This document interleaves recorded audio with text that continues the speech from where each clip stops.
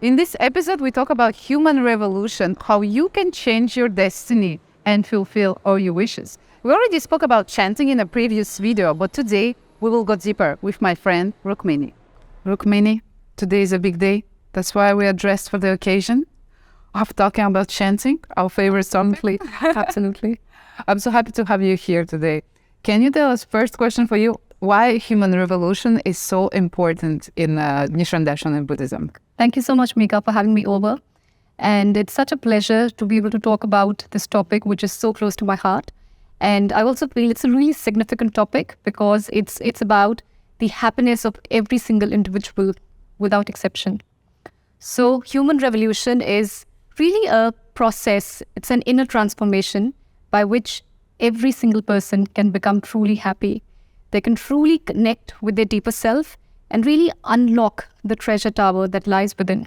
To elaborate a little bit more, we've heard about revolutions like economic revolution, political revolution, but human revolution is really about an individual's happiness, which none of the other revolutions I mentioned can guarantee. And it's not about like seeking perfection or becoming a superhuman being, but it's really about continuing to work on our inner lives, continuing to work on our life condition. And as we do that, we're able to build an unshakable happiness. So to give a very little example, let's say there's a boy who loves to play so much and he's spending all of his time outdoors.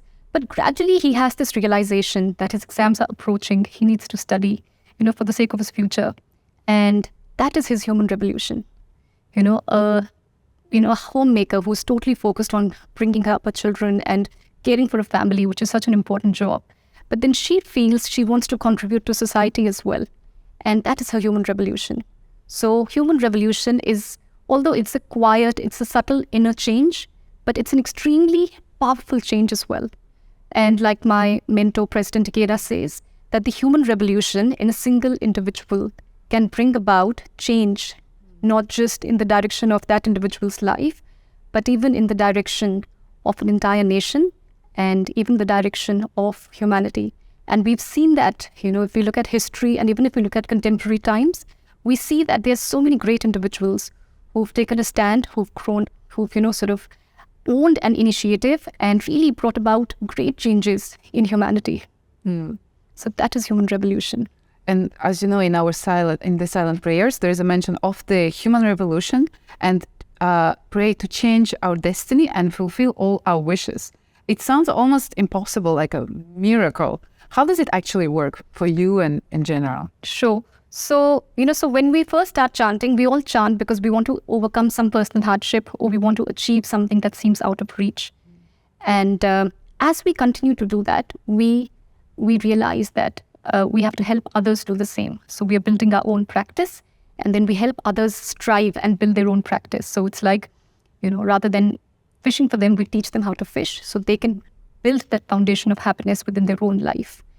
And as we do that, we are able to break through the narrow confines of I, me, myself, elevate our life state, and then the environment responds because there's oneness of life and environment. If the life is changing, the environment responds. And we are able to really overcome our own difficulties, our own challenges. So that's how our wishes are granted and fulfilled through the inner change that we bring about in our life. And when we practice, there's actually 3 pillars to the practice. Practice, faith, and study. Can you come back on this idea that we need to develop all these 3 pillars in order to be happy? Sure. So faith really is about the daily practice of chanting Nam-myoho Renge-kyo. We chant. And as we chant, we are able to manifest and bring forth great wisdom, courage, compassion. And as we do that, we want to help others do the same. So that daily practice of chanting with faith in the potential of our own life is Nam-myoho Renge-kyo and is the part about having faith. The second one about practice, right, is now just like to become a great top level sports person, right? You need to practice, you need to take care of your diet, and you need to develop mental stamina. Likewise, to build our practice, we need to recite the sutra, we need to chant Nam-myoho Renge-kyo every day and help others do the same as well. So that's the practice part. And then the study is actually really reading the philosophy and understanding the philosophy, because this is not blind faith. It's important to understand the principles that govern this philosophy. And as our understanding grows, then naturally our faith will grow as well. So 3 of these actually are the foundations to build a practice, and which in turn is a foundation for building lasting happiness. I know right now I'm listening to you. I feel that state of happiness, guys. I'm just like dissolving myself in your words. It's just very nice to listen to you. And I have so more questions for you. Speaking about this study, there is a sentence that I came upon during one of the studies, like, it is the heart that is important. Can you explain a bit this idea, why the heart in this practice is so important, and how can we polish it? So, for me also, it's a favorite concept because it tells me that I have the power. I'm not powerless, and it's all within my control. It's within my power to be able to influence the change in my life. And this journey of human revolution, this subtle inner change that we bring about on a daily basis, that in turn will enrich our hearts. And as our hearts become richer, our interactions with our outer world will improve, because everything at the end of the day is an reflection of what we experience within. So that's the process of enriching our heart in order to enjoy a greater quality of life, in order to improve our interactions with other friends and living beings, etc. And I know you have been chanting for about 20 years, if I'm correct.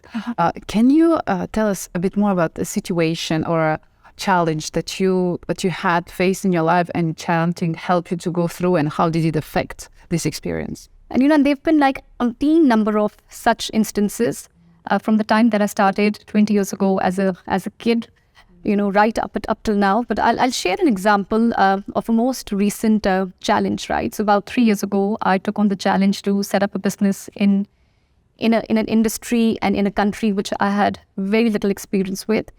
And it was obvious, I was bombarded with like life-threatening challenges, right? Some which I didn't know how to handle at first. And there was always an option to stop. But at that time, I chose to chant to overcome my problems. And as I chanted, I was able to tap into my wisdom and create those problems, solve those problems, solve the problems really, really creatively, and which in turn became fuel for business growth. And then gradually I was able to build a solid foundation for my business, and then, lead it into profitability. So that's been a recent experience of transforming so-called a negative situation into something which became fuel from that growth, and it became almost like, medicinal, and it helped the business grow further. Medicinal, you mean turn poison into medicine? Yes. Like we like to say in the practice. Yes, absolutely. I like the idea that chanting helps in daily life, but also in a business life, to be a happy, fulfilled person on all levels. Absolutely.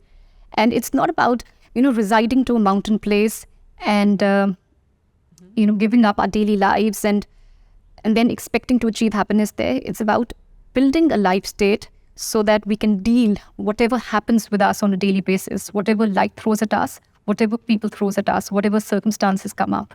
We can deal with them, we can handle them, and we can live our lives with true confidence and a lot of joy and wisdom, and not just for ourselves, but even for people around us. What you're saying, it's actually reminded me, there was a day when I chanted a lot, but then I got bitten by an insect and my eye became big. And I was just thinking, oh my God, but I've been chanting a lot. This should not arrive. Yeah. But the truth is that chanting does not prevent challenges, problems to happen. Yeah. It's just going to affect the way you react to them. Yeah. How you perceive them, how you deal with them. Absolutely. So how did it affect you on a daily basis, I would say, when you chant, and let's say you chant less or you don't chant? So I think for me, there's no day when I don't chant, because it's something which I look forward to doing on a daily basis. I take out time for it. And there are days, yes, when I don't chant enough. And then at first you feel it's okay, it's not too bad. My life's going on. I can do with less chanting. And then eventually you'll feel that your life condition starts to become smaller, and eventually it crashes.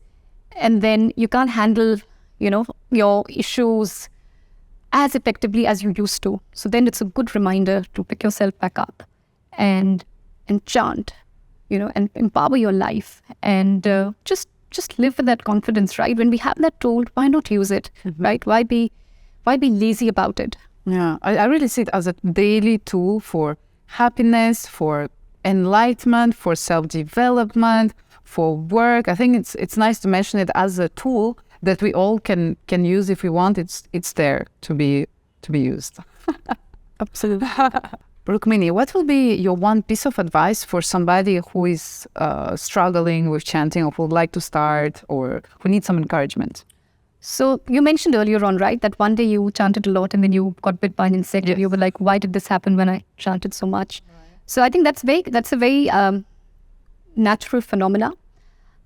When a common man is on the way to attaining Buddhahood, or in simpler words, when we are on the journey of doing our human revolution and really at a turning point of changing certain karma which has been holding us back from moving forward, at times some negative situation will come up and it'll convince us and tell us that, you know what, just watch TV. It's not worth chanting. Oh, it's not working. It's not going to change. And that is the time to actually make a really, really firm determination to win. And because you're so close, you're just around the corner. So when it's the hardest is when the dawn is the closest. When it's the hardest, that's when we need to double our efforts and keep chanting for our wisdom and our happiness. Because the night is always darkest before the dawn.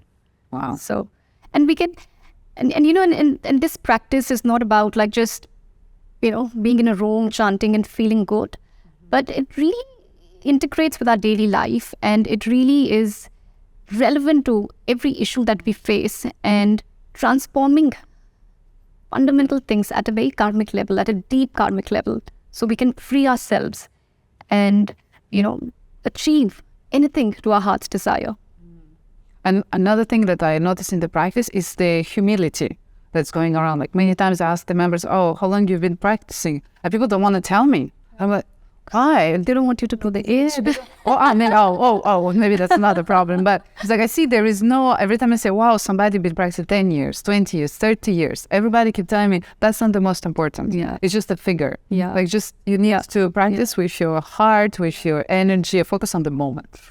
And I think what's also really true is that when you first chant is when you have the most sincere spirit, when you're really willing to learn.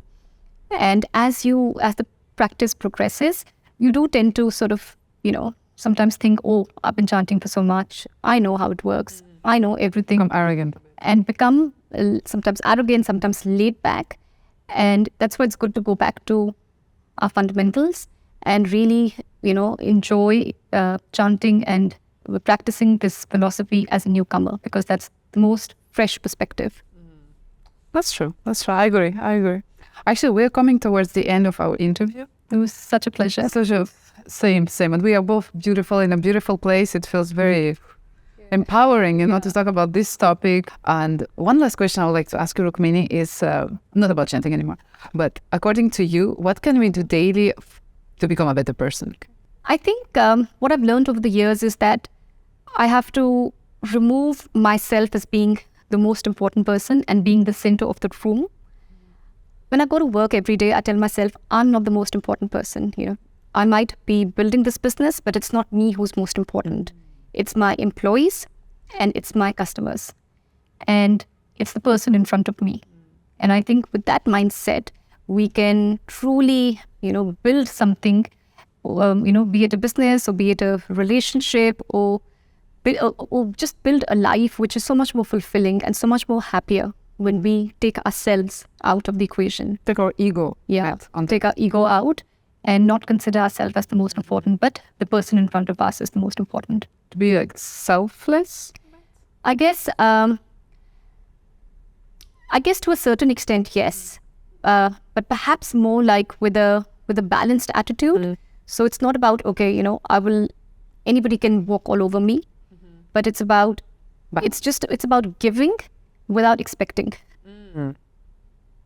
And it does not mean that I have to empty my pocket out and leave nothing for myself. So giving is not just about, it's not about money, but giving hope, giving smile, Thank you so much, Rukmini, for coming today. It was such a pleasure to listen to you, to look at you and talk to you. Likewise. Thank you. I'm very proud we made it happen. Thank you guys for watching. Thank you.